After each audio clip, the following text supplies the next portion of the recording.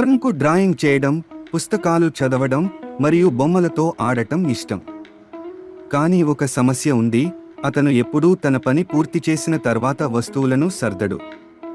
అతని డెస్క్ క్రేయాన్లు, పుస్తకాలు, కాగితాలతో నిండిపోయింది. ఒకరోజు తరుణ్ ఒక బొమ్మను గీయాలని అనుకున్నాడు, కానీ తన ఇష్టమైన ఎర్ర క్రేయాన్ కనబడలేదు. అతను ఎంత వెతికినా అది ఎక్కడా దొరకలేదు. తరుణ్ నిరాశగా ఉండగా అతని తల్లి ఇలా అన్నారు, మనము కలిసి ఇదంతా సర్దుదాం, ఒకవేళ నీ క్రేయాన్ దొరకవచ్చునేమో అని ఆమె సలహా ఇచ్చారు.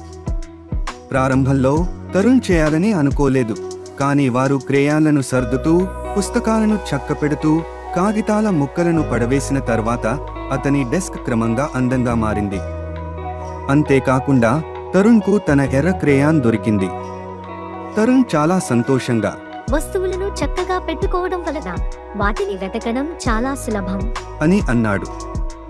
ఆ రోజు నుండి తరుణ్ ప్రతి సాయంత్రం తన డెస్క్ను శుభ్రం చేసుకున్నాడు. అది తన అభిరుచులను మరింత సరదాగా చేస్తుందని గ్రహించాడు.